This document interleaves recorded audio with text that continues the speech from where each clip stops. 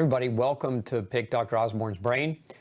If you're new to the show, we've got a live Q&A for you. So if you've got questions about nutrition, health, autoimmune problems, you'd like to get those answered today, just go ahead and start typing those questions in, and I'll do my best in the hour to get those answered for you.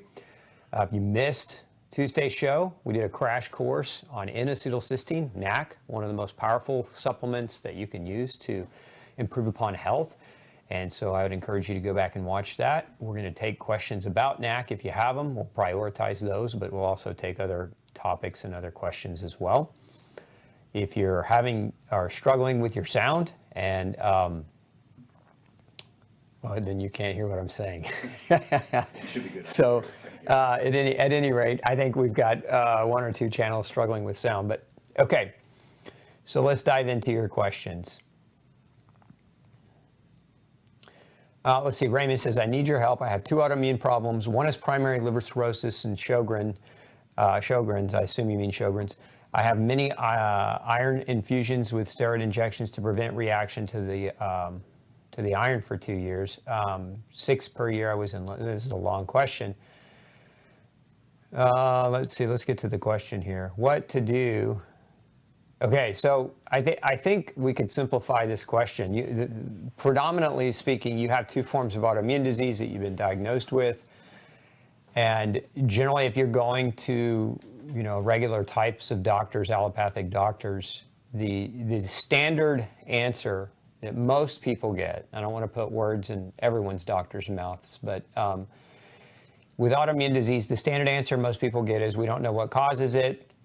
And then they go on to say, but we know how to treat it, and you need to be on these medicines or these procedural processes for the rest of your life, which makes no sense to me. There's a mismatch there. If they don't know what causes it, how do they know how to effectively treat it to resolution? And the answer is obvious. All you have to really do is think that one through. So that being the case, the answer to your question is, what can you do if you have two forms of autoimmune diagnoses and you're struggling to get good care from mainstream medicine? The first thing that you want to look at doing is getting tested for what are known triggers for autoimmune disease. There are 4 categorical triggers for autoimmune disease. One of them is food.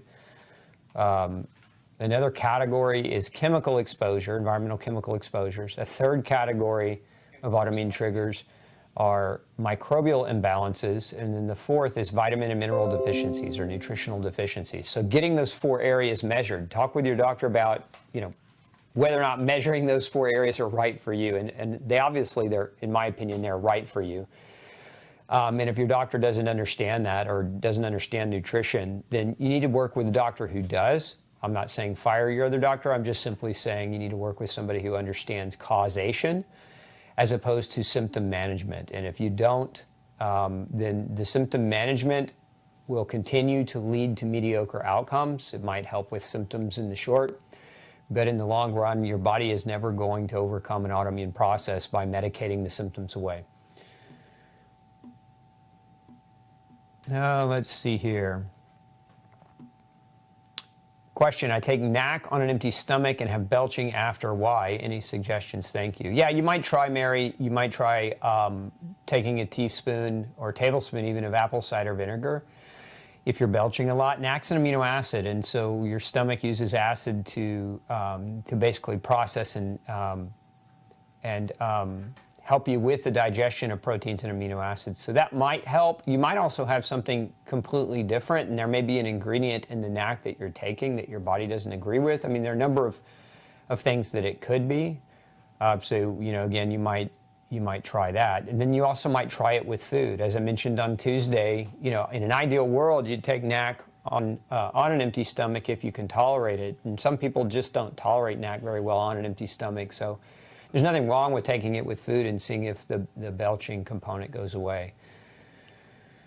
Somebody was asking about cysteine buildup, taking N-Acetyl cysteine, and there is no cysteine buildup. Cysteine, your body converts cysteine into glutathione. Your body also converts cysteine into bile acids, and so there's not really going to be a cysteine buildup unless there's one caveat to that. If you have a vitamin B6 deficiency, you need vitamin B6 to metabolize cysteine. So beyond that, there's not any real great concern for a buildup per se. And so I've also heard some people say, well, will taking NAC increase your homocysteine? And homocysteine being an independent risk factor for cardiovascular disease. And the answer is no. Taking NAC does not increase your homocysteine. There have been studies on this, actually, where NAC was taken and actually lowered homocysteine levels. So don't have any fear that, NAC is going, if you take it, it's going to raise your homocysteine levels. Let's see here. Does NAC lower blood pressure in people who already have low blood pressure? No. No. I mean, the reality is the way NAC lowers blood pressure is by acting as a major antioxidant, but also improving the production of already low blood pressure. There has not been any research that shows that NAC actually lowers your blood pressure further. Now, if you have a concern about that, you can always take small doses and work your way up while monitoring your blood pressure just to make sure that it doesn't do it for you. But I have not ever seen anyone, clinically speaking, that had low blood pressure where taking NAC lowered it further. And I've also never read any kind of study or research on NAC driving blood pressure abnormally lower in people with low blood pressure. So, what are your thoughts on skin products to protect our skin from sun damage? Depends on the product, depends on what's in it, depends on what the manufacturer's saying. If you're talking about sunscreen, I'm not a fan of sunscreen. I think most sunscreens have cancer-causing agents in them and toxic chemical compounds in them. I think also most people don't get enough sun, and I'm very certain that sunscreens, any SPF higher than 8, blocks your skin's ability to produce vitamin D, which is not a good thing. So I'm not a fan of sunscreens. I would rather see somebody wear more clothing, like light-colored long sleeves and a hat, to protect them if you're going to be out in the sun for a prolonged period of time. But I'm a big fan of sunshine. I think most people have a sunshine deficiency, and so getting more is a better thing. To the limitation of your skin. In other words, don't go out and bake yourself and turn into a lobster, but get sunshine, small amounts tolerable to your skin every day. If you're going to be out longer than that, if you want to protect your skin, clothing is a better way to protect your skin than a lot of these creams. Let's see here.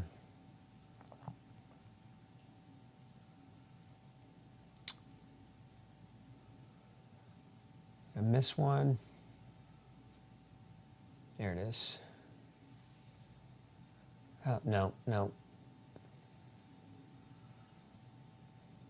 Is it easy to be anemic when you're on a gluten-free diet?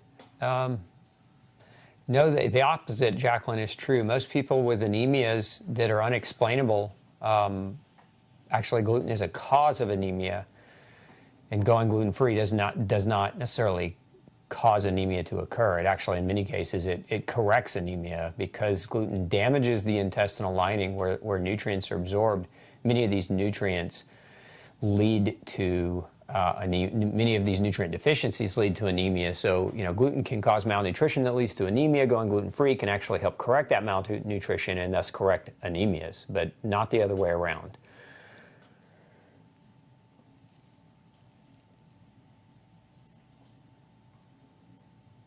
Let's see here. What's the name of the grounding bed sheets you use? I don't know. I don't remember the brand. Most of them, the premise is the same, Jessica.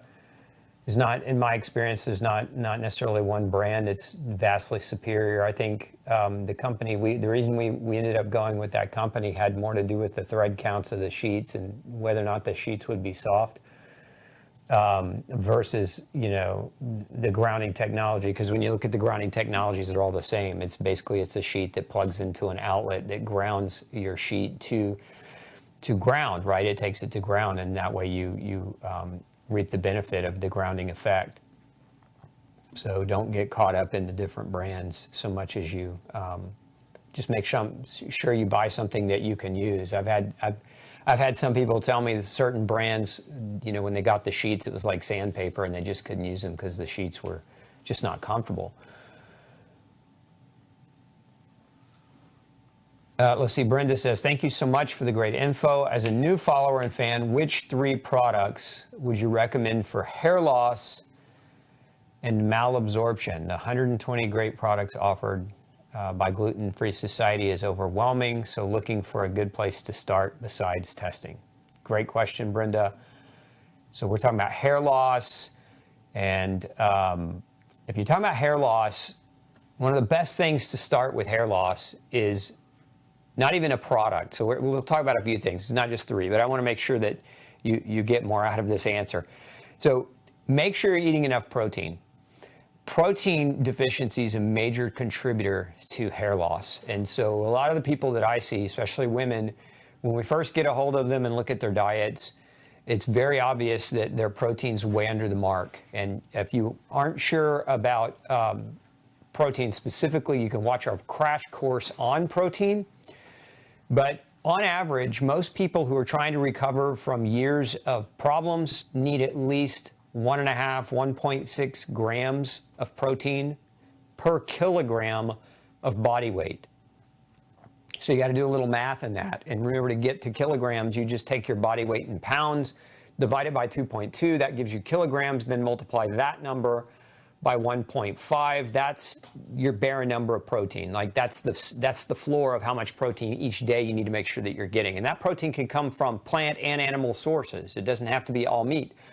You just need to make sure you're getting enough of it, because your hair is made out of protein.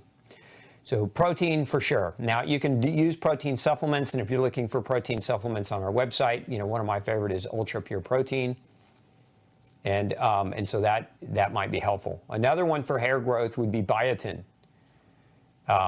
Biotin you can get in our product. It's called B Complete. And it has, per serving, about 1,000 micrograms of biotin, which is a pretty high dose, and so that one might also be helpful. From a malabsorption part of your question, I always like to start people with a really, really solid multivitamin. And there are a lot of reasons to take a solid multivitamin. The first being that the way food is farmed today, if you look at the nutritional density of most of our commercially grown foods, and this includes organic foods, they have anywhere from 30 to 50% less nutrition density to them. So there's not as many nutrients in the food we're eating today, even if you're buying organic. And so a good multivitamin is kind of like an insurance plan to make sure that you're not just missing some nutrients, easy to get nutrients in your diet. So good quality multi, that would be Ultra Nutrients, would be what I would recommend for you in that regard. And the adult dose on Ultra Nutrients is 2 capsules twice a day. That'd be 4 caps.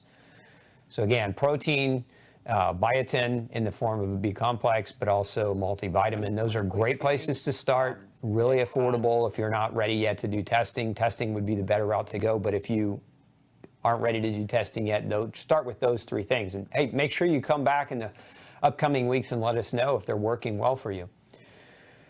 Is it safe to take digestive enzymes every day? I don't have all the time. So if you don't have a gallbladder, one of the best things, Teresa, to take, in my opinion, is we have a product called Lipogest. It's designed for people that don't have a gallbladder. And because when you don't have a gallbladder, you don't release bile from the liver in the appropriate timing that's necessary to optimize fat digestion. So you use this about 10 minutes before your meal, and it's very, very helpful in terms of fat absorption. Now, you're talking about enzymes, and enzymes are not the same thing as Lipogest. So there are 3 different kinds of enzymes. There are enzymes that help you digest protein, enzymes that help you digest fats, and enzymes that help you digest carbohydrates. A good full spectrum enzyme product is, you can't overdose typically on them unless you have like major intestinal erosions, but most people tolerate them extremely well, and there's no ramification in terms of safety for long-term use or consistent use, so feel comfortable in doing that. I personally like digestive enzymes, but there are also foods that contain a lot of great digestive enzymes. One of the best is papaya or pineapple, if you tolerate those well.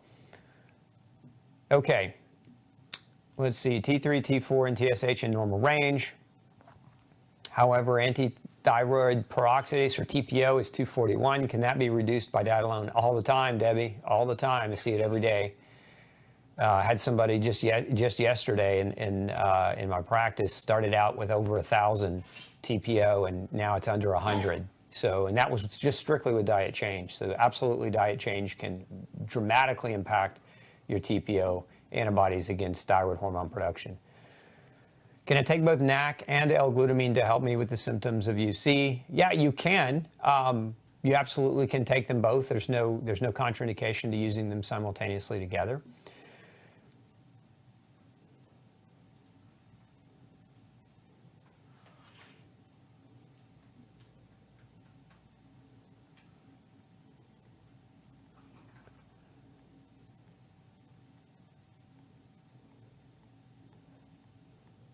Okay, let's see here. Wish I knew about NAC before Tuesday. Hey, at least you know now, Kimmy. Will NAC help detox too much radiation out from an iPhone?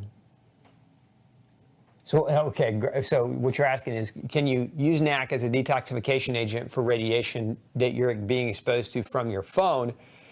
I haven't seen any research on that. Theoretically, maybe it could help, and it's not, it's not a bad idea potentially to use it. But I would say if you're worried about radiation from your iPhone, and by the way, iPhone is the worst. I mean, I know half the country and half the world has an iPhone or an iDevice, but from a radiation perspective, they emit way more radiation than the Droid or Samsung phones or other brands. And for that reason, I'm not a big iPhone fan. They do make cases that you can buy that are basically they're shields. And so what you can do if you're talking on your phone, there's a couple of different things. Number one, never use AirPods. Like these Bluetooth headphones that you see everybody wearing, they're just cooking their brains. It's a bad idea. Long term, I just don't recommend it. Not good. If you ever see me with a headphone in, it's always going to have a wire on it. There's always going to be a wire going to the phone. And they make cases that actually will shield radiation coming from your phone. And so that's what I would recommend that you look more into, because you can take NAC.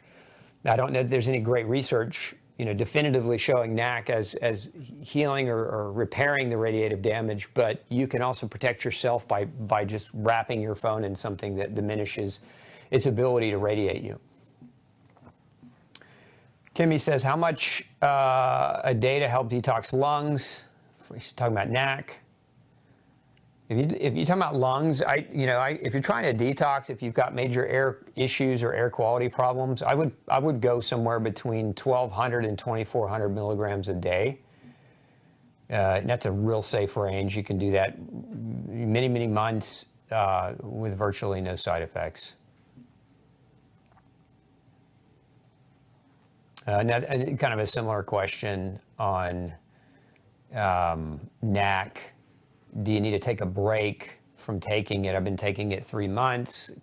Do I need to take a break, or can I just continue using it? No, you can continue using it. There's no need to take a break. There's no long-term data on NAC at that dose that really shows any kind of damage or fear or worry of problems.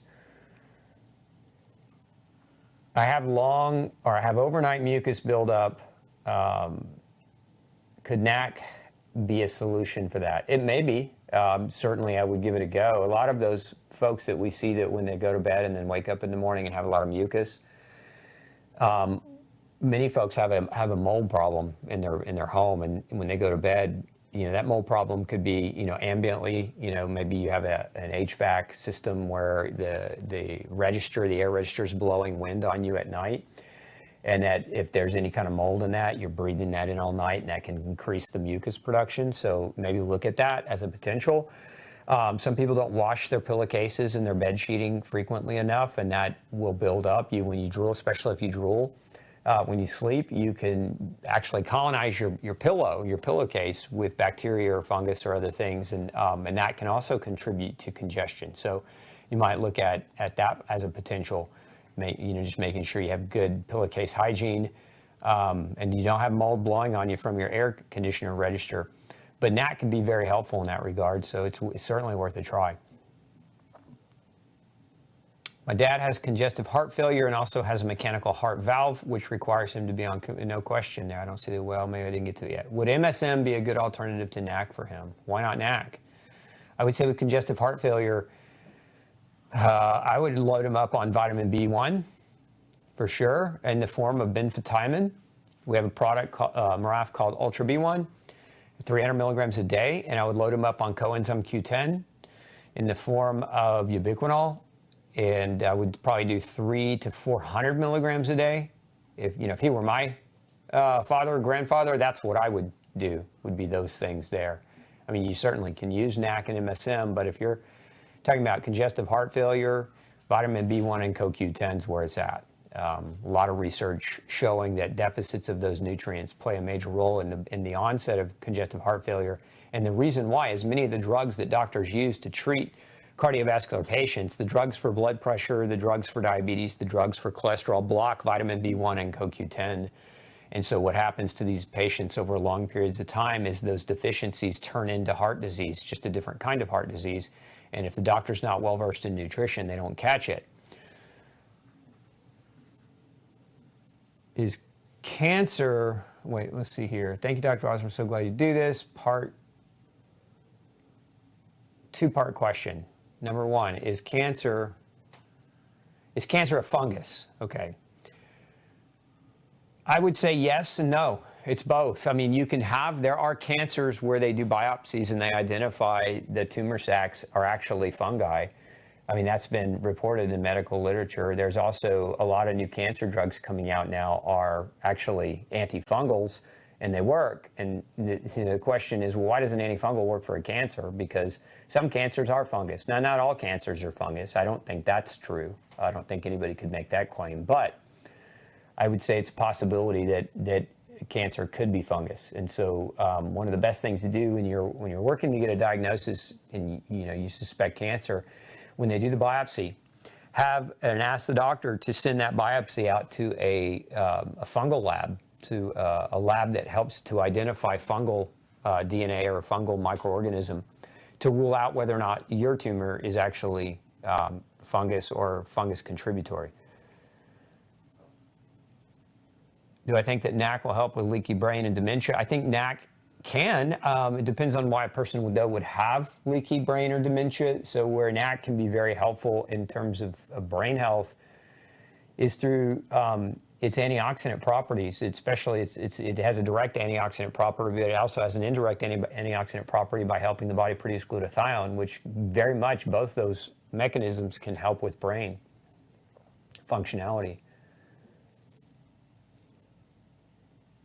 With a diagnosis of metastatic prostate cancer,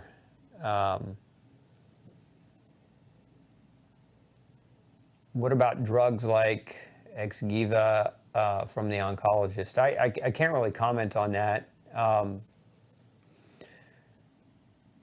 would just say if your doctor's recommending a particular drug, I'm sure they have a reason as to why they're recommending it. And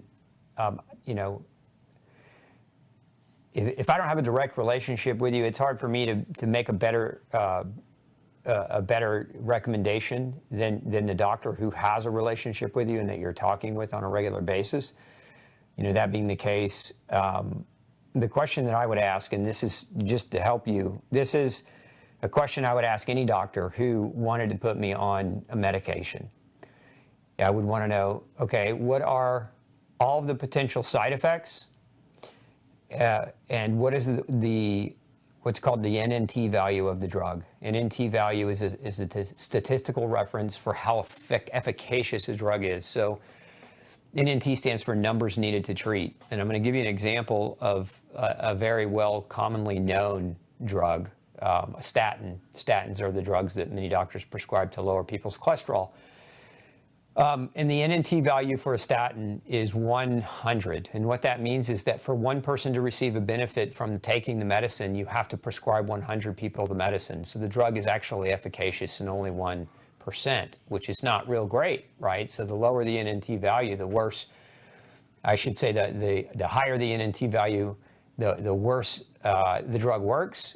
Therefore, if the drug has a long list of side effect potential, then now you're looking at risk versus benefit. What are the risks of using the medicine in terms of the side effects versus what are the benefits that the medication may provide? And if the medication has poor efficacy and poor research on the efficacy, then you have to weigh what's best for you, even if you don't agree with your doctor. And I would encourage any of you to disagree with your doctor. I mean, most people say don't argue with your doctor, but I would argue that most doctors, because they don't have the advantage of living with you and walking through your life with you, they don't have to make your decisions, they don't have to live with the consequences of the treatments that they're recommending, that they're not the best person to make the final decision. You are. It's your health, and you have to live with those decisions. So if your doctor's not willing to sit down and really have a lengthy conversation and show you research and show you studies, then you should use the resources available through the internet. And one of the best resources available to all of you is National Library of Medicine. That's called PubMed, pubmed.com. You can go to that website and you can look that drug up, and you can look at the studies that have been done using that drug, and you can look at all the potential possible side effects that the patients using that drug reported during those clinical trials, and you can get to the bottom of that question far better than I can give you an answer. After being grain-free for years and eliminating reactive foods, should I eliminate or limit or increase foods that I don't show a reaction to but still don't feel well when I eat? No, Bobby, there's 3 rules to eating. The first rule is you can't get healthy eating unhealthy food. The second rule is if your body's rejecting a food for whatever reason, your body's right. So listen to your body, it talks to you. The third rule is don't eat what you're allergic, sensitive, or intolerant to, which is why you would do testing. So you follow all 3 of those rules and you'll be good. But if you're reacting to a food that you're trying to introduce and you don't feel well with it, even though you weren't allergic or sensitive to it, you listen to your body.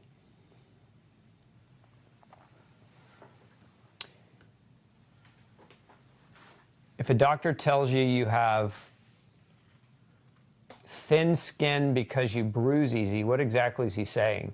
I think he's just saying an opinion. I don't know that saying somebody has thin skin because they bruise easy is, in my opinion, I don't know how anybody could say that. It's a foolish statement to make. Is it thin skin, or is it that you lack certain nutrients that are important for the integrity of your blood vessels, so that when you go and you bump into something, you bruise more easily because the integrity of your vessels aren't there and they break more easily? And we see this a lot in people with vitamin C and vitamin K deficiency, calcium deficiency, zinc deficiency, copper deficiency. They all cause easy bruising or excessive bruising. So I don't know how your doctor could make that claim unless he's done all the groundwork to test you for all of those other things before making that claim. But I would look at nutrition as a reason. I mean, people generally don't bruise easy unless they have malnutrition. So look at your nutrition first.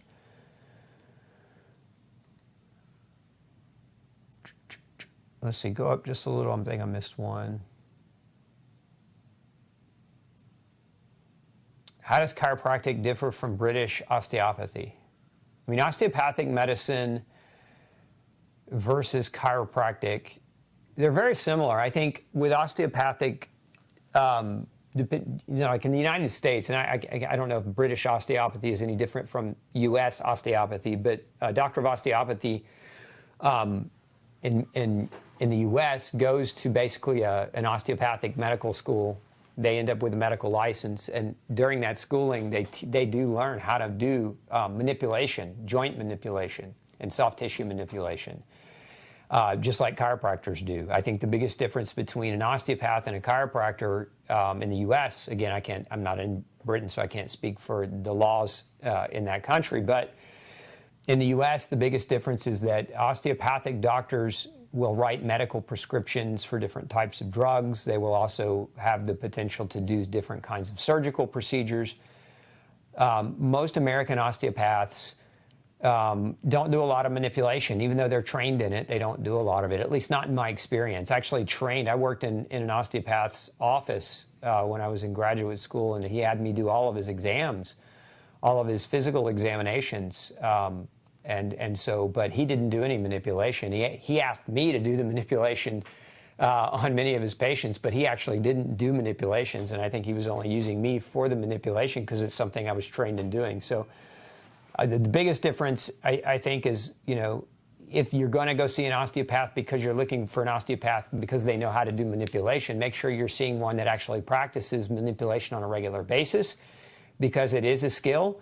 And the more you do it, the better you get at doing it. And if they're not really practicing it, then, and that's what you're looking for as a treatment option, then they're not going to be the best. So you want to go to somebody who's doing it on a regular basis. I don't know if that answers your question, but the biggest difference, again, the U.S. is osteopaths, a lot of them they practice just like medical doctors, just like regular MDs, but they are trained in manipulation, but many of them don't practice it that way. I can't speak for docs in Britain.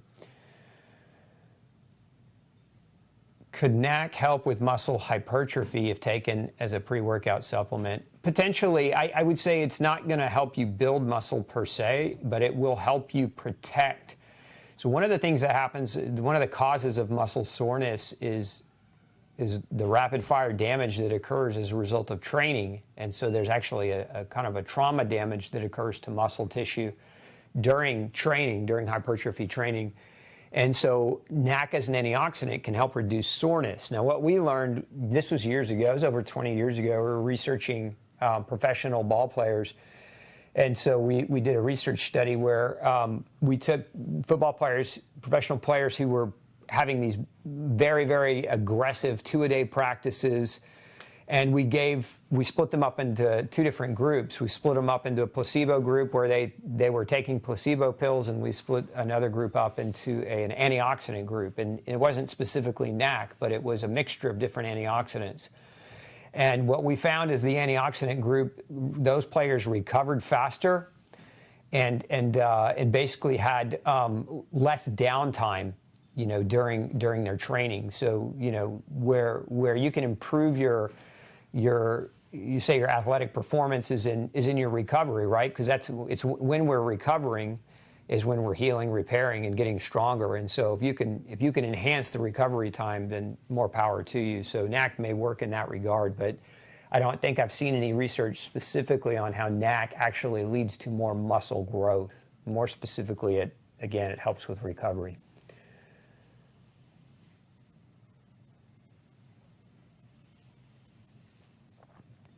What else can we use to detoxify metals besides NAC and coriander? Mark, go check out, I have a product called Ultra Metal Detox.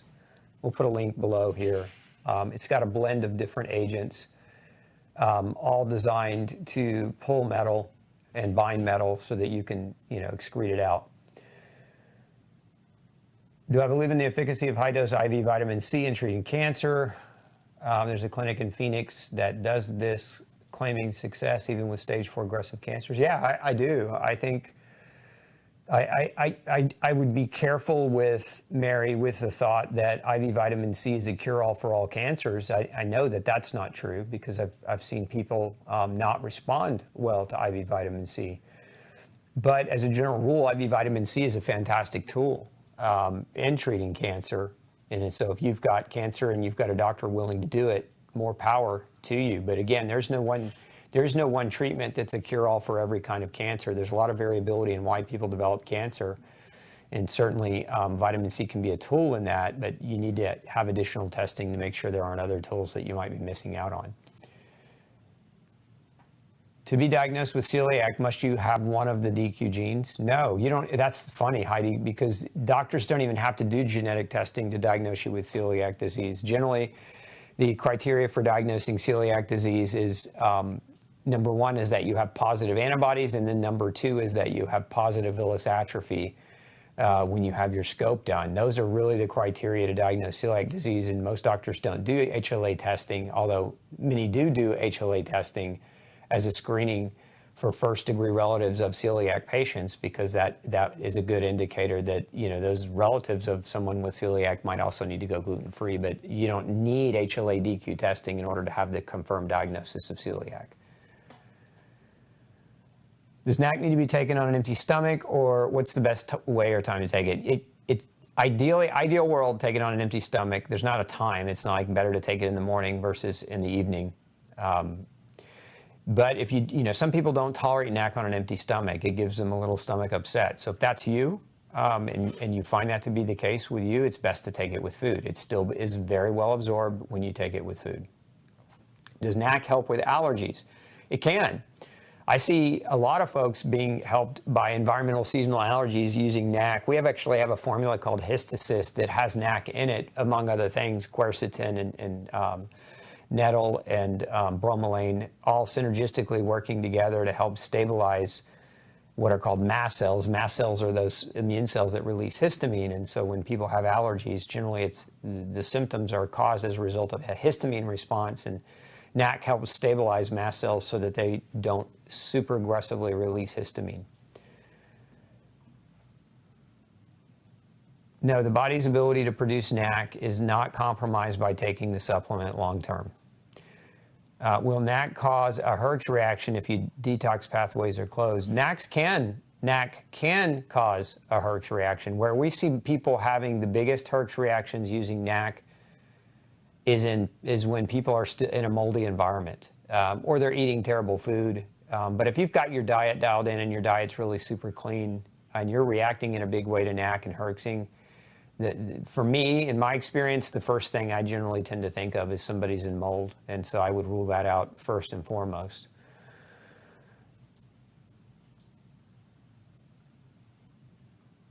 My NAC should be here tomorrow, and I'm so excited to start taking it. Love that. Are we audio live again? Are we? Yeah, it's good. Okay. Yeah. Then you go down, down. Okay. Yeah, I think this is from early. Put it over there. There we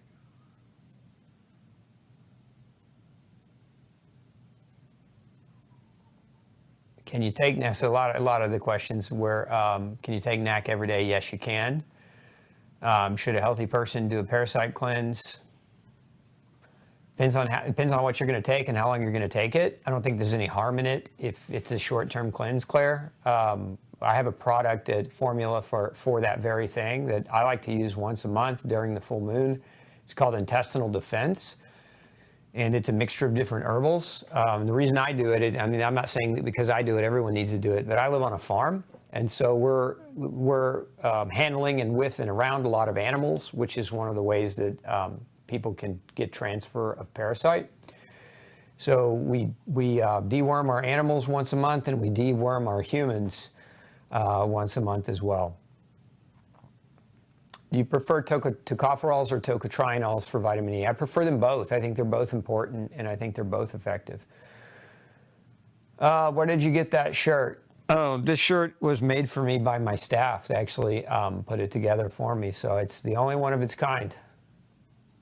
Let's see here. What can I do for spasticity?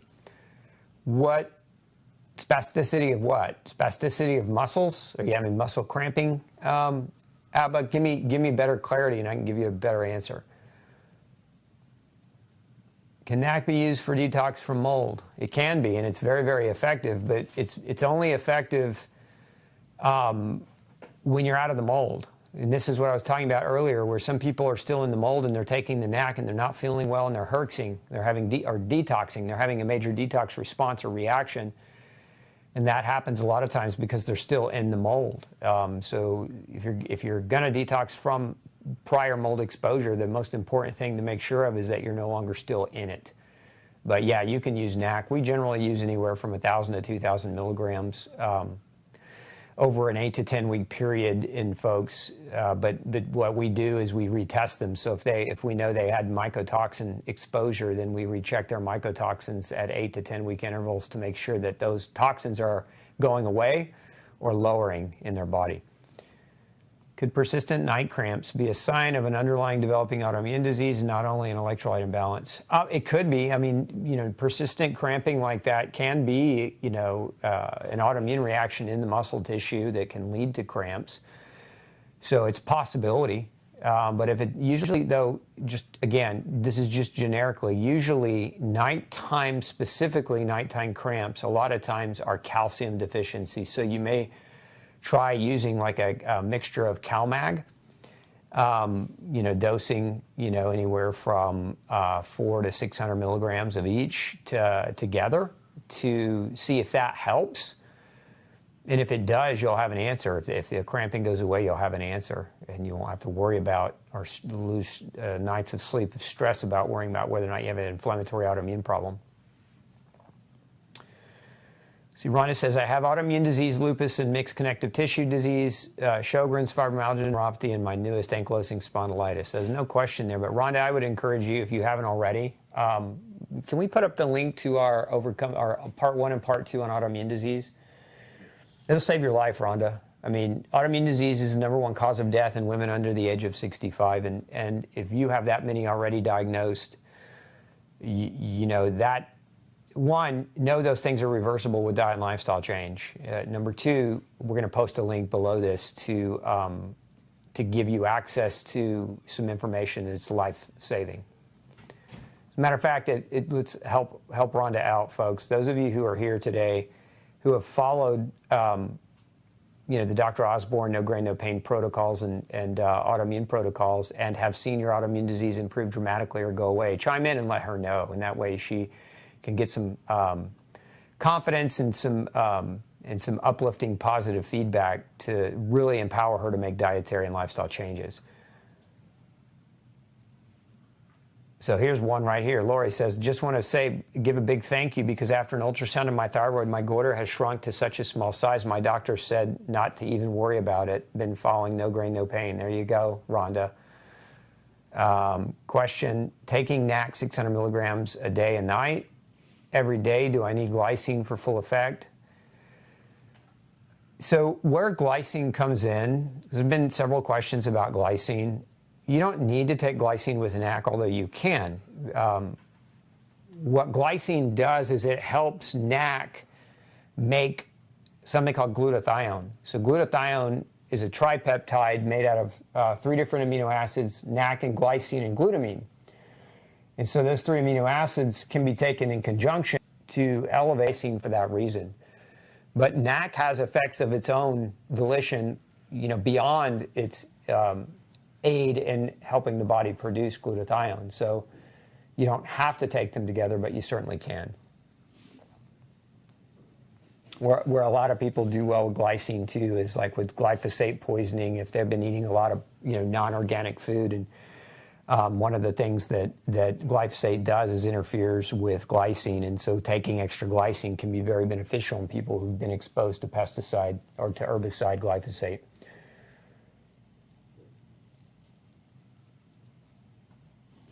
Is NAC good at removing heavy metals? Yes, it's one of the things we talked about Tuesday, Vitani, so I would encourage you to go back and check out that replay.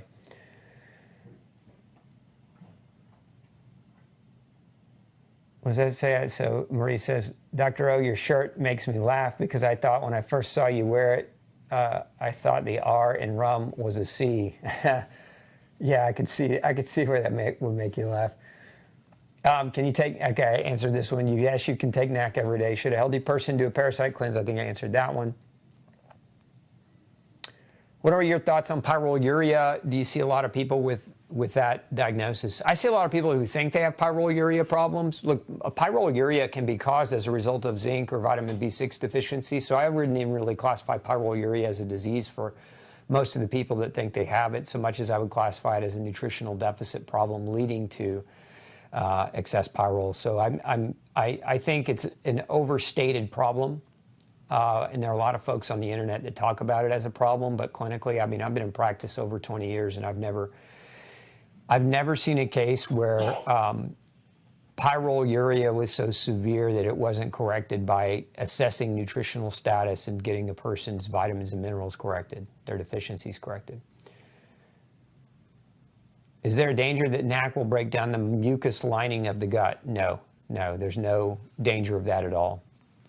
Any suggestions for regrowing natural health or hair color as opposed to gray? Yeah, 2 things. Vitamin B12, actually 3 things. Vitamin B12, vitamin B5, and copper. Those 3 nutrients play a major role in hair pigmentation. And we see, like in vegetarians, a lot of the time, if they're not getting enough B12, we see it more commonly in vegetarians than non-vegetarians, but they'll get something called a flag sign, which is like a gray It's shaped like a flag, almost like a rectangle in the hair, right? That's why it's called a flag sign, because it's kind of shaped like a flag, but it's a patch of gray hair. This person may have a full head of colored hair, and they have this like flag-shaped patch of gray hair. That is oftentimes caused by vitamin B12 deficiency. But vitamin B5 deficiency can definitely cause graying of the hair. As a matter of fact, a famous biochemist by the name of Roger Williams, who discovered vitamin B5, named it the anti-graying factor.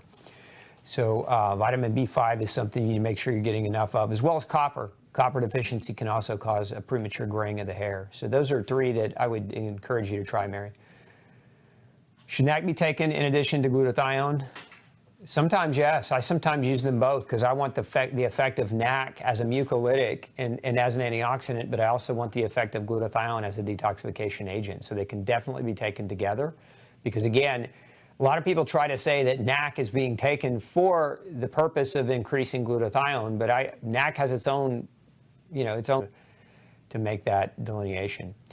Let's see, Dawn says, can you heal liver disease? You can. There's a video, there's several of them, but one of the stories that we put up a few years ago was a woman who came to me. She came to me in my practice. Her doctors had basically given up and said there's nothing more we can do, so she came to me because she wanted to explore nutrition to improve her health, and she had been diagnosed with autoimmune hepatitis. And autoimmune hepatitis, which is a form of liver inflammation, liver disease, but they basically told her she was going to just have to wait for a transplant surgery. Anyway, we took her gluten-free. She was gluten sensitive. We took her gluten-free, and among other things, there were other allergies that she had and other food and nutritional deficiencies that she had. But she made a full recovery, and her liver completely healed. Her doctors were floor-jawed. I mean, they couldn't believe it. And none of them called me. That was the crazy thing. Like, here's this patient they gave up on, and she comes to see me, and we totally reverse it with diet change. And I didn't get a single phone call from any of the doctors. I had another gentleman out of Florida not very long ago, stage 4 liver failure, and we recovered his liver. So if any of you out there with a liver problem that have been told there's nothing you can do about it, know that that's wrong. I hate it when we put a video up for you on that liver story, on one of those liver stories. So if you want to go and watch that video and get some encouragement on how your liver can heal. Okay, and if that question was a TikTok question, so I think you have to, if you're on TikTok, you got to come over to Facebook or YouTube to access that video, because TikTok won't let us post links. What's the best time of day to take Ultra Metal Detox? I take quite a few supplements and want to optimize its usage. You can take it in the morning. You can take it in the afternoon. What you don't want to do with it, if you're taking other supplements, is you don't want to take it with the other supplements, because it's a chelator, especially with minerals. So if you're taking it with let's say you take a calcium or magnesium or zinc or another mineral type supplement, you want to give yourself an hour away. So don't take that metal detox within an hour of other minerals that you're trying to take as supplementals.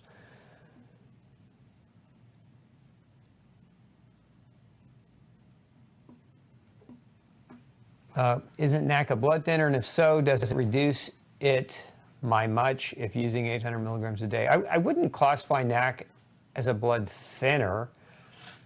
I would classify NAC as something that aids in the cleanup of blood and the antioxidant capacity of blood, and by doing so can regulate normal thinness of blood, but I wouldn't call it a blood thinner. There's certain nutrients and certain things that thin the blood, like ginkgo biloba and high dose fish oil and high dose vitamin E. These things will actually thin your blood beyond what is considered normal. A NAC, to my knowledge, does not do that. I've never seen it do that in folks.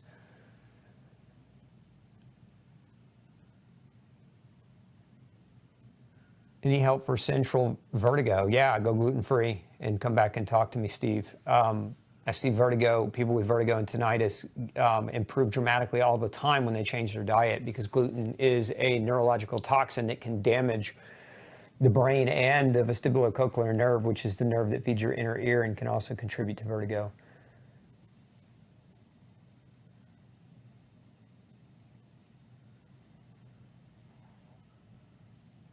So Shakila says, hi doc, I'm from India. I'm an MSc nutrition, I assume you mean a Master of Science in Nutrition, but I didn't study many of the things that you say on nutrition in your videos. Now trying to study more. I would like to do my PhD in autoimmune disease. That's awesome, Shaquila. Keep watching, keep learning. You know, one of the great things about going through school and having a higher education is that you don't really go to school to get an education so much as you go to school to learn how to learn. And I think it's where a lot of professionals fail. They fail themselves and they fail the people that entrust them in the healthcare arena, because when they graduate, they think they've learned what they need to know. And, you know, the fact of the matter is the science is an evolution of change and thought, and some things that we think are truths are not always truths. We may be on the right track, but they're not true for the reason that we once thought they were true, or maybe they're completely false. I mean, if you look at historically how many mistakes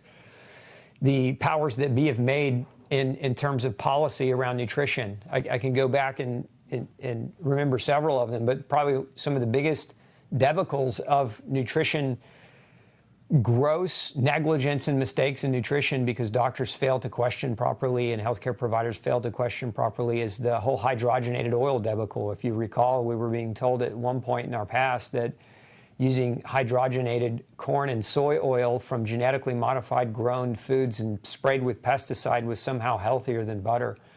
And we were being told that animal fat caused cancer and on any other a variety of heart disease and other problems. Instead of saying it's not the animal fat, it's the way the animals are fed. And you know, again, there are just so many different examples of historically of how public policy has gotten it wrong, and that's how science morphs. I mean, just the last 3 years, look at how many things many of you have woken up to about how public policy was just totally off base. But anyway, keep going, keep learning, and all of you are here to learn, so that's fantastic. What would you recommend someone who would like to unjab themselves? There's no unjabbing. You don't unjab yourself. When you're jabbed, you're jabbed. Now, if you want to do, if you're having side effects or symptoms, you know, there are some studies now coming out on N-Acetyl cysteine being a good thing to do. We'll just put it like that. We don't want to get this information taken down. So, you know, if you're trying to do that, I would just say high doses, you know, 2,000 a day. N-Acetyl cysteine is a good place to start. If your T3 and T4 levels are minimum normal and diet and supplement change did not change the number after 3 months, plus the symptoms of being tired and dry skin remain, is desiccated thyroid okay? I think talk to your doctor about it. I'm sure it probably would be okay. There's no,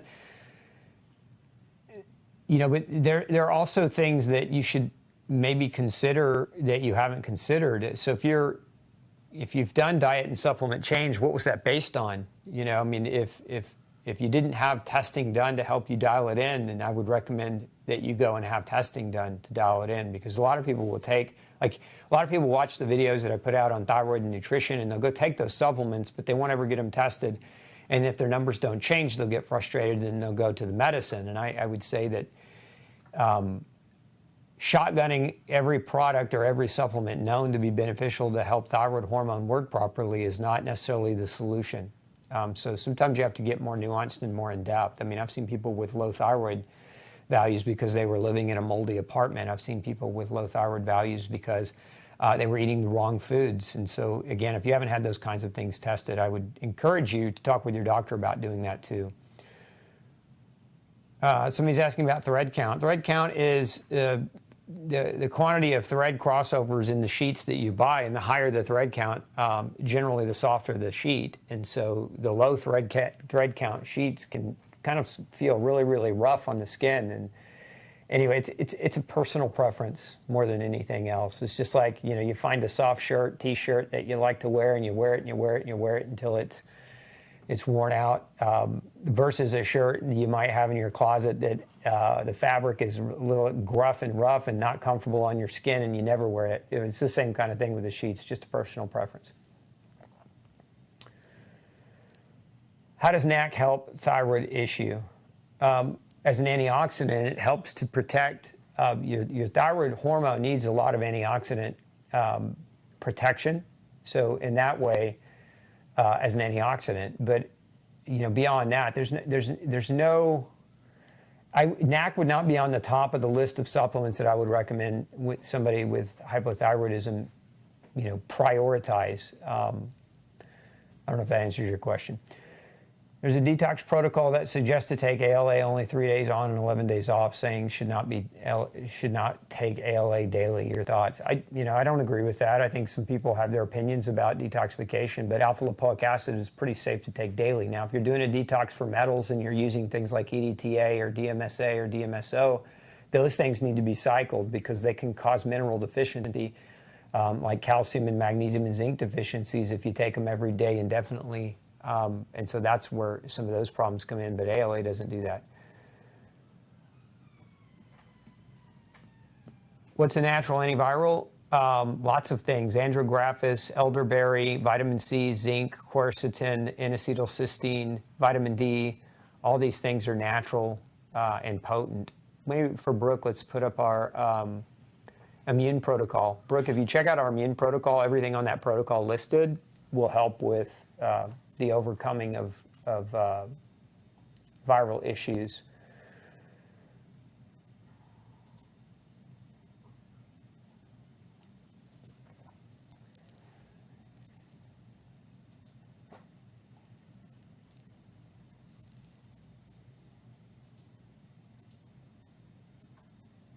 What do I ask my naturopathic doctor on what to order to check for nutritional deficiencies? Intracellular analysis is what you ask. If your naturopathic doesn't know what intracellular analysis is, ask them to go research it.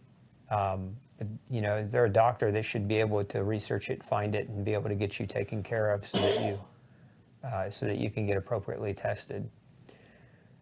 Suspecting my son has celiac. He's on a gluten-free diet. 4 days ago, he had accidental gluten exposure for the past 3 days. Abdominal pain, gas, pale yellow formed stools. What does pale yellow mean? It means fat malabsorption. So it's a hallmark of celiac, Dahlia, is when with gluten exposure, it causes such damage that the fat doesn't get absorbed, and so it shows up in the stool as a pale yellow discoloration of the stool. Floating stool is also fat. I have consistently high ferritin 600 in hypothyroidism. What should I take? High ferritin 600. If you've got high ferritin, you need to figure out why. There's nothing that you should take per se. High ferritin is used on a lab test as a measure for inflammation. So it's what we call an acute phase reactant. So ferritin goes up when you're acutely inflamed. What's causing the acute inflammation? For some people, that acute inflammation can be an infection. For others, it can be an autoimmune damage to their tissues, to their body. For many, it's liver damage. Ferritin, in my experience, it's oftentimes a sign that the liver is struggling.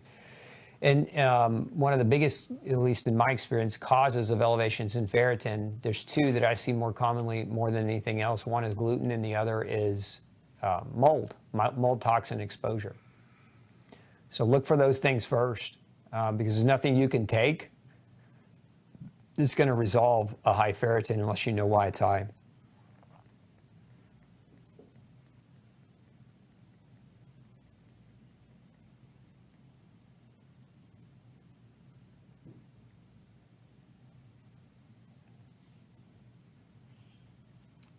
My best friend has been getting hair growth, long fuzz on the top and the bottom eyelids, causing her to feel like something is in her eye. What could be causing this? She might have her hormones checked. There may be an imbalance in androgens, and so she's growing hair in the wrong places. Usually it doesn't occur on the eyes like that. It occurs, in females, usually it occurs as like facial hair, which would be on the eyes, but facial hair is in the cheeks, like a beard or mustache or goatee type hair growth.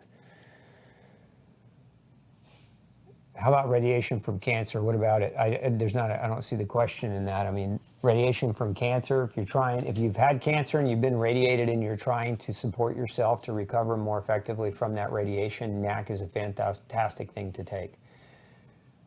I've read that NAC depletes zinc and copper, so should we take zinc and copper too? No, NAC, I've never seen a study that shows that NAC effectively depletes zinc and copper.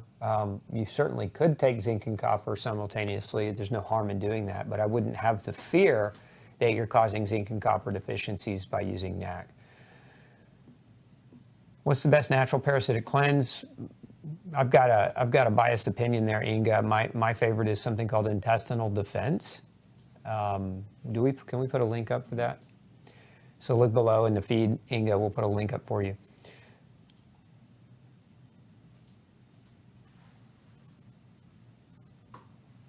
I use nebulized NAC and am tempted to put on an ampule of it in a glass of water and drink it. Yeah, it's pretty. Have you ever drank NAC? It's pretty sulfur tasting. It doesn't taste good. This is one of the reasons why we encapsulate it. But if you can tolerate the taste, more power to you.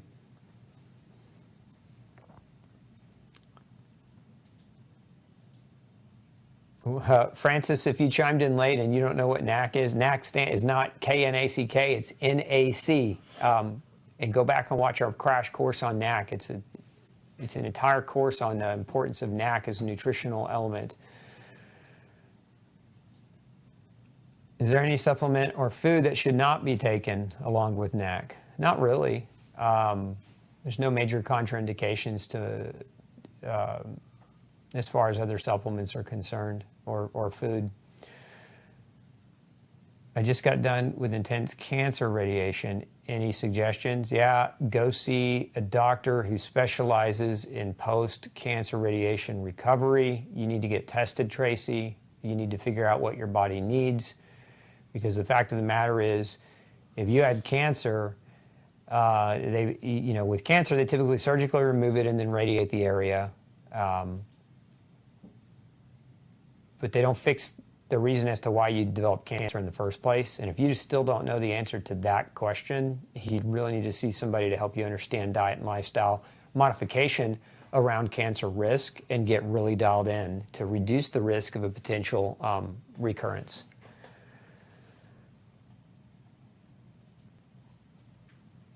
Is there a danger that NAC will also break down? Now, I've answered this how many times now? So whoever keeps asking it, no, NAC will not break down your mucus lining in your gut.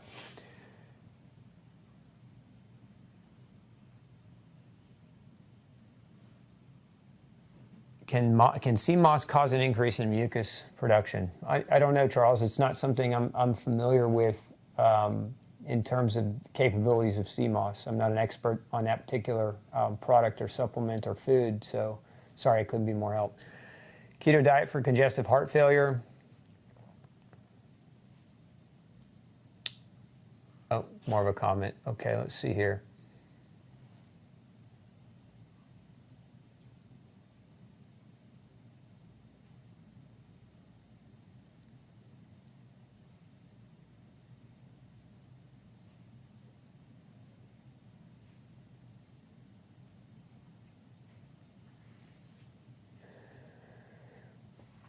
If you have Hashimoto's with TPO antibodies, does that mean that antibodies are attacking the TPO specifically? And if so, are we building up iodide since it can no longer be turned into iodine? Potentially, and this is one of the reasons why people with autoimmune thyroid disease are sometimes warned away from taking too much iodine. But the other reality there, I mean, the contraindication to that statement is that many people with autoimmune thyroid disease have autoimmune thyroid disease because of iodine deficiency. And so this is where if you're looking at iodine as a supplement and you're worried, or you've read something about taking it and being dangerous, some cases it's necessary. Get your iodine levels tested.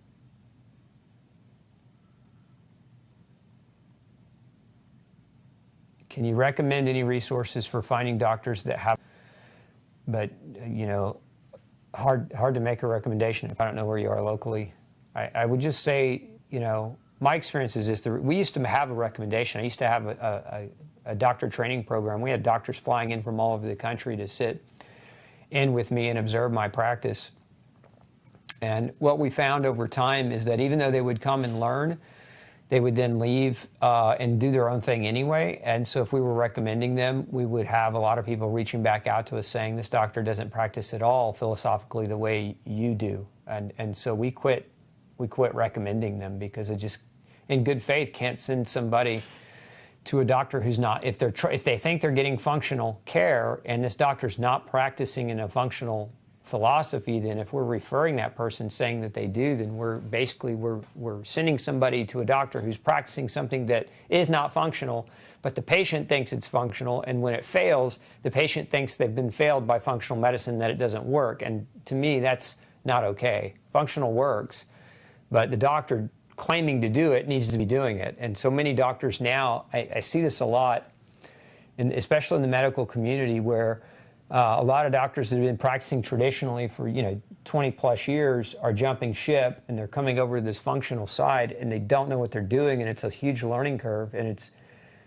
it's not that I don't encourage them to want to do that, because I think it is a better way, but a lot of allopathic doctors are too reliant on the prescription pads, in my opinion, and so they're quicker to prescribe that drug because it's a comfort place for them. They feel comfortable and knowledgeable about that. They feel less knowledgeable about a functional approach, and because they're less knowledgeable, they tend to shy away from using it as effectively as they should be using it. So we just don't have that kind of a database set up anymore, because I found that look, you either love functional and you do it and it's what you eat, breathe, and sleep, or you don't. And if you don't, you're not functional. If you're calling yourself functional, shame on you. But I would say patients beware. Look at their Google reviews, look at their other internet reviews, and make sure that, that they have a fantastic kind of reputation in your community. That's the best way to find a doctor locally.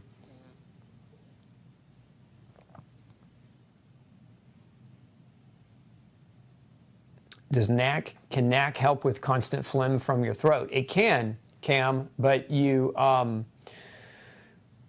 would be using it as a symptom treatment instead of trying to figure out why you have phlegm in your throat. And a lot of people have excessive phlegm in their throat because they're either eating highly mucogenic foods like dairy, or they're eating foods they're allergic to, and that's the way their allergy manifests, is with phlegm. They don't necessarily have hives or throat closure, but they keep eating it anyway. So when you have a lot of phlegm in your throat after meals, then consider that maybe something you just ate might not be agreeing with you so much.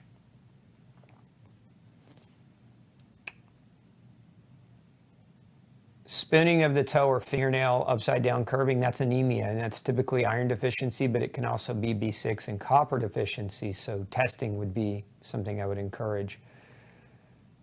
If your 2-year-old was born with that, you were probably malnourished, as the child was growing inside of you, and so babies can be born with nutritional deficiencies as well. So at 2 years old, some pediatricians don't like to draw blood.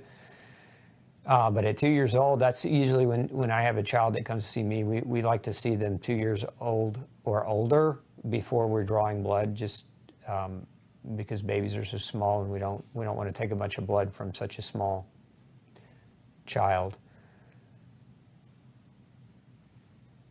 Okay, so somebody's asking, can you please define functional medicine or functional doctor for me in layman's terms? Yeah, functional, I don't even like the word functional, but it seems to be the phrase of the decade here. Better way to think of it, Stevie, is root cause resolution.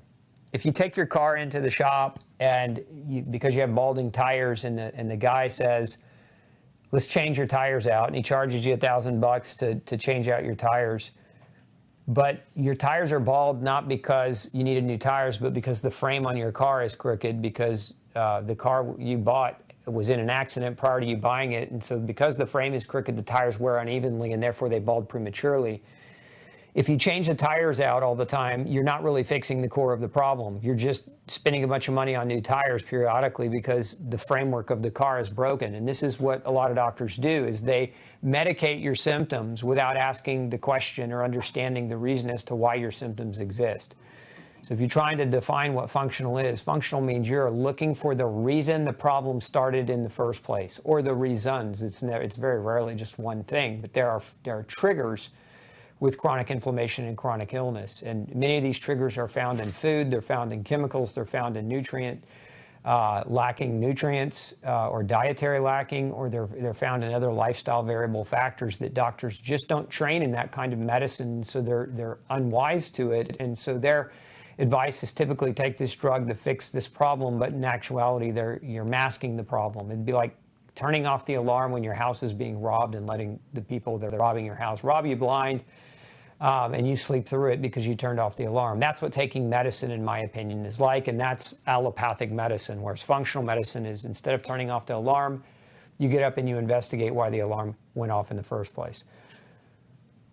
Let's see here. After depression, I don't have enough GABA. Do you think that NAC could help? I'm French. My English is not very good. Thank you. So Chris, I mean, NAC may help, but GABA would probably be more helpful. Gamma-aminobutyric butyric acid is a supplement you can also take. And so if you've identified that you have low GABA, you can take GABA. Now, you also need things like enough protein in your diet and enough vitamin B6 to properly produce GABA. So you might also look at getting your vitamin and mineral levels checked.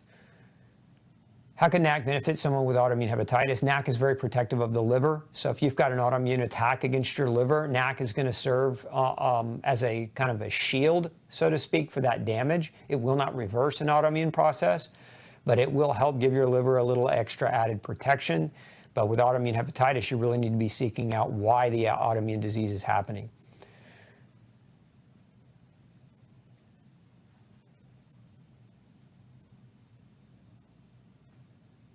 Is chicory coffee gluten-free?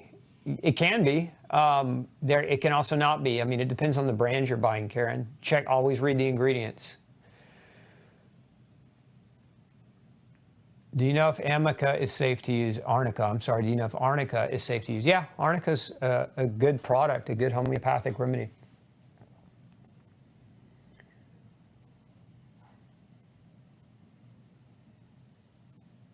Sharon, getting in late. What does NAC do?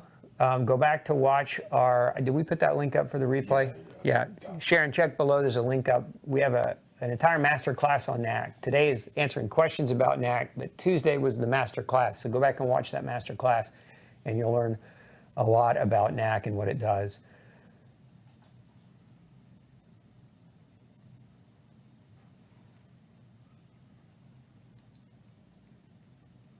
Can NAC make your urine have a little bit of an odor? Yeah, it can. But it's not super typical unless you're taking really strong doses. But it absolutely can.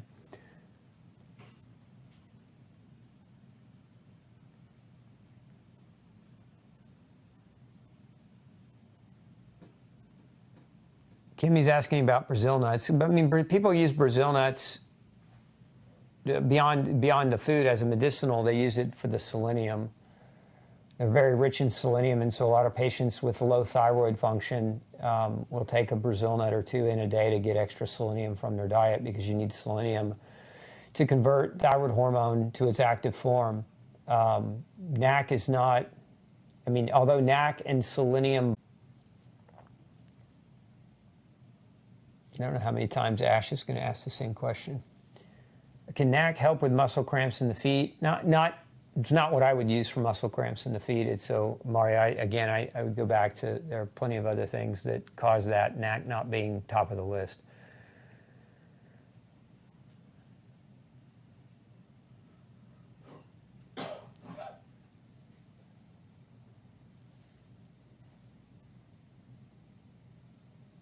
Let's see. Can NAC cause an upset stomach, and if so, why? Some people react to NAC. There's not a, but it is. It's probably, in my experience, less than 5% of people that take it, that I give it to. But it does happen periodically where someone has an upset stomach, and this is why we recommend, if you have an upset stomach when you take NAC, take it with food first. The same thing can happen with supplements like zinc and iron as well.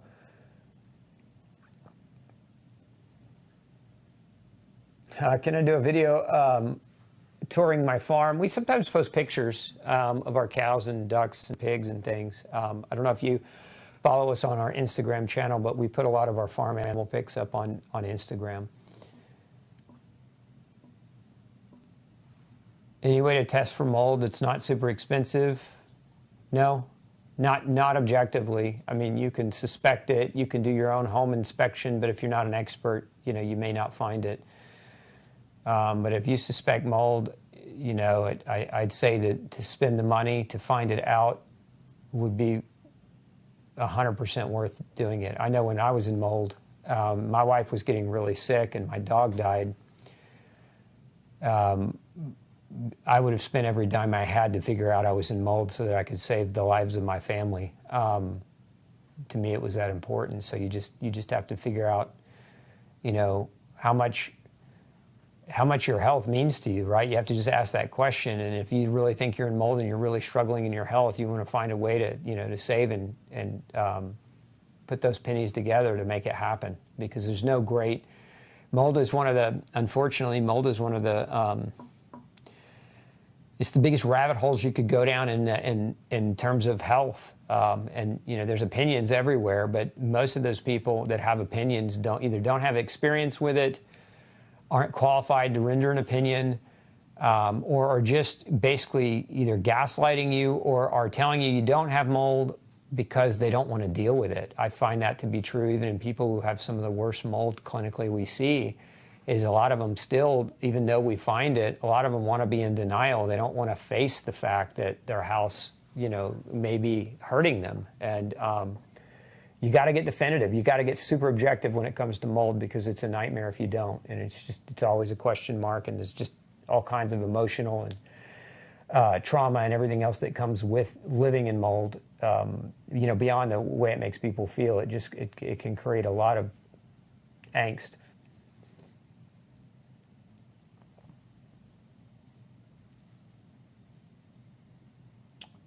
So somebody's asking about Morganella.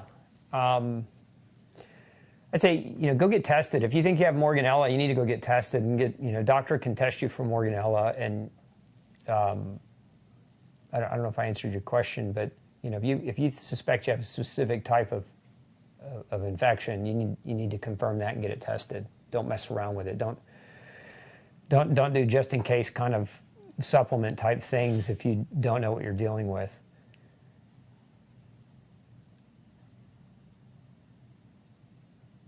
Any resources to give my doc? He's super open to looking at anything I show him. I asked him, give him a copy of my book. Give him a copy of No Grain, No Pain. There's over 300 medical references in the book, and if he wants to do a deep dive, it's a great place for him to start.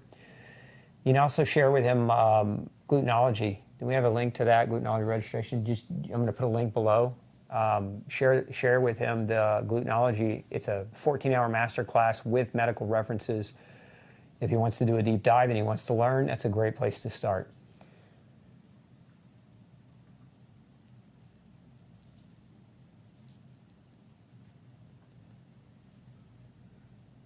I read an article that says NAC can be harmful to the gut lining. This question keeps coming up over and over again.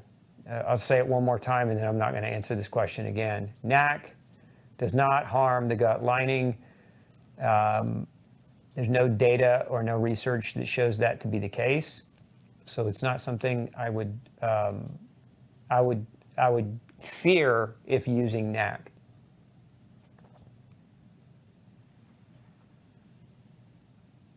Okay, let's keep going.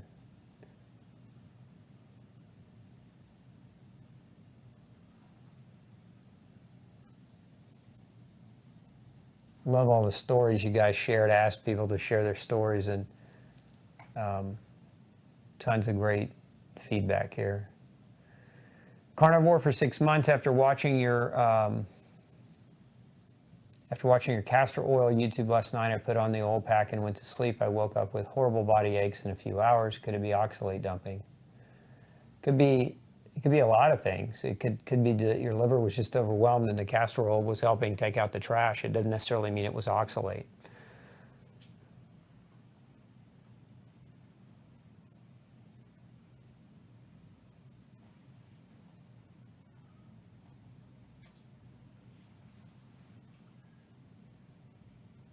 Love it, Tom and Lisa. Lupus and end-stage liver failure diagnosed 4 years ago, given 6 months to live. Today, doing better than ever. Diet and lifestyle changes after proper testing. No prescriptions at all. Rock on, Tom. I'm hoping my osteoporosis has improved. I don't tolerate dairy, but take CalMag. Okay, no question there. I think I answered that one already. Can Knack be taken with L-glutamine? Yes. Is there a test to determine if you're allergic or sensitive to dairy? Yes, there is. We'll post a link to it if you'd like to get it done. It's a food sensitivity test that you can get it done at Gluten-Free Society, but it's an LRA, a lymphocyte response assay, one of the most effective ways to understand whether or not you have a delayed response to dairy proteins.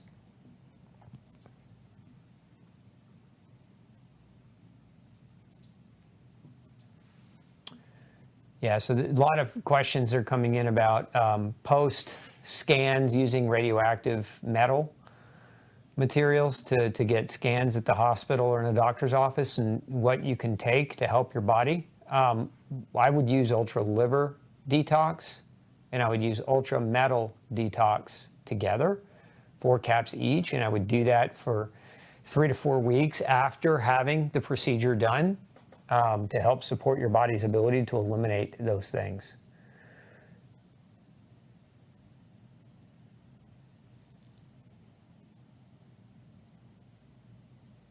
Well, I think I answered that.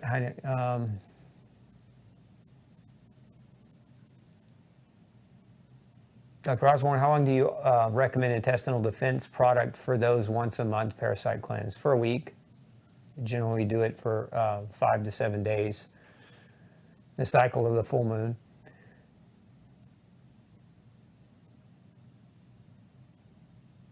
I have small brown circles that appear on my shin. I'm true gluten-free. Could this be a nutritional deficiency?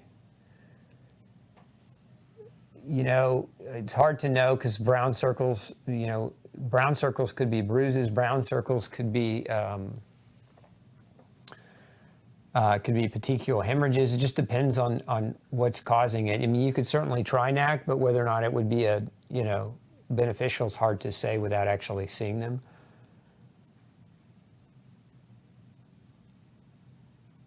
Is there anything that can help stop hair fall and circles on the head? Yeah, gluten-free diet, Carolina.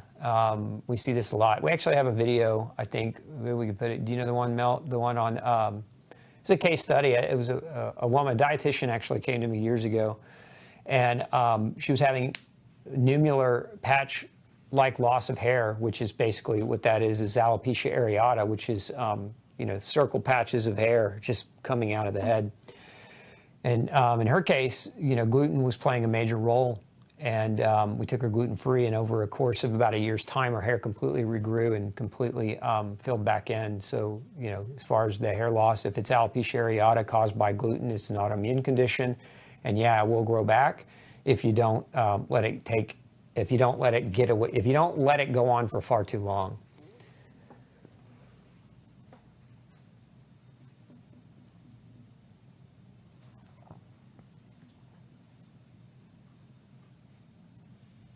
So Lita says, my daughter has thyroid nodules. She's scheduled for surgery in October for one that is slightly or highly suspicious for cancer. Biopsy is inconclusive. What supplements could she take? I wouldn't put her on supplements, Lita. I'd get her in to get another opinion. I'd get her in and get her tested. You don't mess around. If they think it's cancer, you don't mess around with that. You get it checked. I mean, cancer's got causes. And for kids, I don't know how old your daughter is, but... usually it's diet, heavy diet relationship to thyroid cancer. So you can take supplements, but if she's eating food that her body's reacting to, the supplements aren't going to do much to help, to help her long term. Thoughts on coffee enemas? I think they're fine. I think a lot of people become overly dependent on them, but I think coffee enema is okay. I think it depends on what you're trying to do with them. If you're dealing with cancer, I think they're great. Look up the work of Nicholas Gonzalez, fantastic doc, who treated one of the most terminal types of cancer, pancreatic cancer, and part of his protocol was to use coffee enemas, but you can go look up his work and read more about it.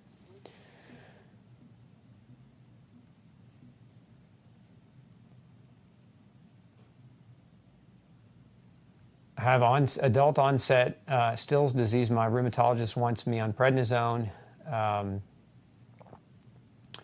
And methotrexate, I stopped all of them. Marianne, I mean, what you can take, if you've got that diagnosis, you need, I mean, first thing I would do is go and buy a copy of No Grain, No Pain and follow the book. Follow phase 1 and phase 2 diets in the book. Do that first and keep coming back and keep staying educated. But ultimately, if you're really trying to ask the question is what can I do to prevent an autoimmune disease from flaring up, you really need to be under the care of somebody who can help you functionally. But those are things you could do right away. You could change your diet right away.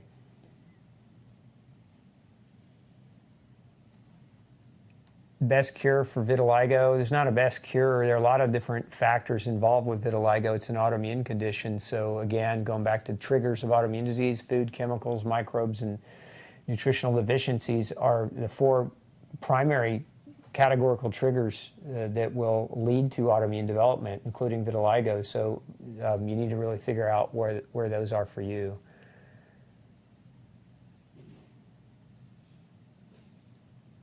I like that. Rhonda shared her experience. She says, as a nurse, we had standing orders to give patients oral NAC in Sprite. So they put the NAC in the Sprite the morning of their open heart surgery. That encouraged me. Thanks for sharing that. That's great.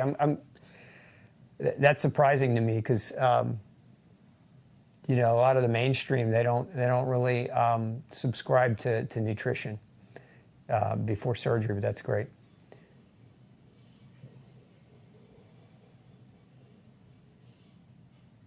Had blood drawn at one of the labs you recommended on Friday. Will I receive an email letting me know when your lab receives it? Yeah, you'll be receiving an email when your result is back, and they'll send you a copy of your result as promptly as it comes in. Will taking all these vitamins damage your kidneys? Which vitamins? Taking all of which vitamins, Tony? I mean, there's no, look, the reality is vitamins, you know, doctors will say this a lot, allopathic doctors will say this a lot, taking all these vitamins are going to damage your kidneys. There's no evidence that shows that taking vitamins damages kidneys. Show me one, you know, good long-term, you know, double-blind, randomized, placebo-controlled trial that shows that vitamins do kidney damage. There isn't one. You won't find it. Evidence doesn't exist. So generally, the reason doctors say that is because they don't want their patients doing a bunch of other things. And they don't understand anything about nutrition. They're not qualified to really say it. And I'm putting words maybe in your doctor's mouth. I don't know if that's where that question came from, but that's a lot of times what I have, you know, patients come back to me and their doctors told them, these vitamins are going to damage my kidneys. It's nonsense. How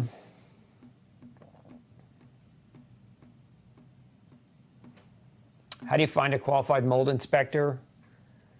If you live in Texas, check out texasmoldinspectors.com, Kevin. Hands down, they're who I used when we found mold in my house. And we had, it was like 3 or 4 mold inspections from one company. And those guys, I mean, they just didn't know what they were doing. They couldn't find the mold. And this guy found it in 5 minutes. I mean, he was in my house, and within 5 minutes, he had camera evidence of mold growing on the back of the sheetrock in my house. So call that company, Texas Mold Inspectors. 17-year-old son has Hashimoto's and Graves. Antibodies exceed lab ranges. Can a 30-day no grain, no pain bring them within range? They probably would. I've seen that happen numerous times, Audrey. You know, time gives you the answer, but 30-day no grain, no pain won't hurt him. And it might bring those antibodies down, and in my experience, very likely will bring those antibodies down, although there could be other things contributing to it, but it's certainly worth a try.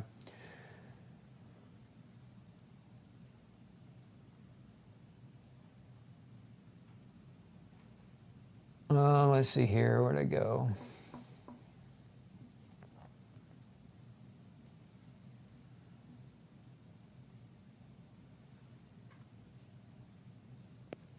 My 17-year-old has a cold now with stuffed nose, ears, and sore throat.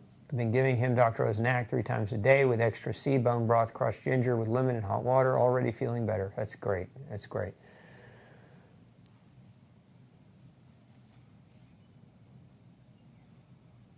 What do you think of quercetin? I like quercetin. It's fantastic. I like to use quercetin with vitamin C in high doses to help people who are on chronic steroids for pain, because when you mix vitamin C and quercetin, they have a very, very nice anti-inflammatory support effect in the same location of the cell as steroids work.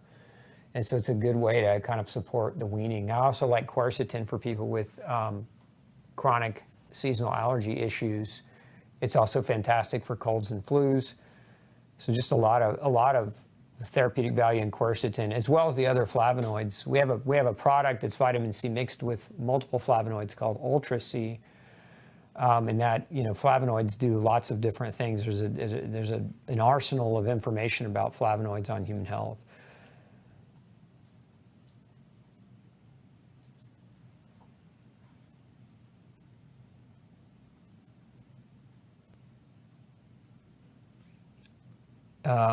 Any thoughts on Brian Peskin's research that all fish oil is detrimental and instead recommend evening primrose or flax combo?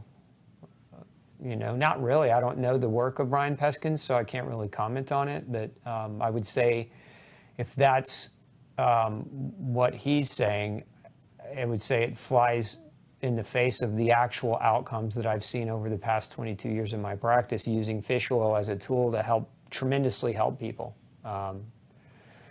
So that's really all I can comment there.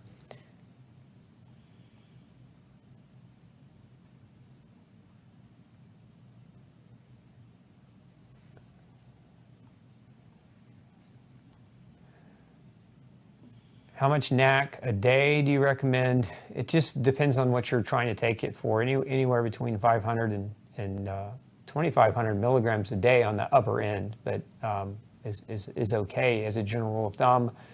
If you don't have any problems and you're just trying to be preventative with it, take 500 to 1,000 a day.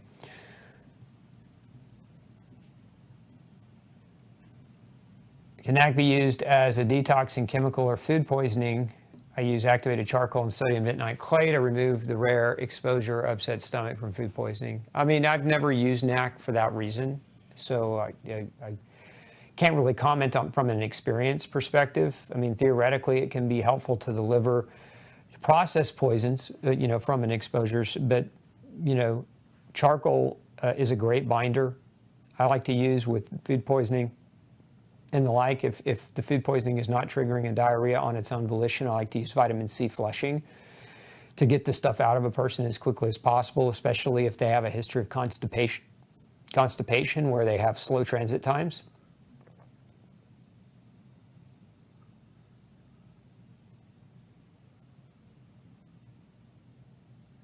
Does NAC help lower serum and or urine creatinine levels? No, that's not something I've seen it or correlate it to do, and nothing I've ever read about it doing. Whether or not it does it, I mean, theoretically, I guess it's possible, but it's not something I would ever use it for. Okay.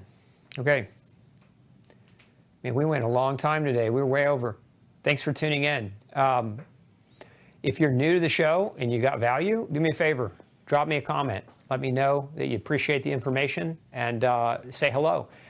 If you'd like to get our information on a regular basis and get informed when we go live and do these live question and answer sessions, the only way to do that and prevent the censorship, because we're kind of under the gun. Sometimes our videos get taken down and sometimes they get left up. We can never predict when that's going to happen. But if you go over to glutenfreesociety.org and you sign up for our newsletter there, we will always make sure that you get access to our videos. The other thing you can make sure that you do as well is subscribe to as many of our channels as possible. We're on Spotify, we're on Rumble, we're on YouTube, we're on TikTok, as well as Instagram and Twitter.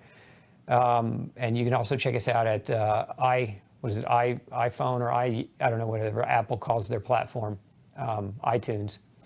But we're set up over there as well. So check us out on all our channels. The more ways you have to communicate with us, the less possibility of an overt censorship of you getting this helpful information to help you save your lives. Again, thanks for tuning in. We'll be back next Tuesday at 6 p.m. for another great episode of Dr. Osborne's Zone. Have a great weekend.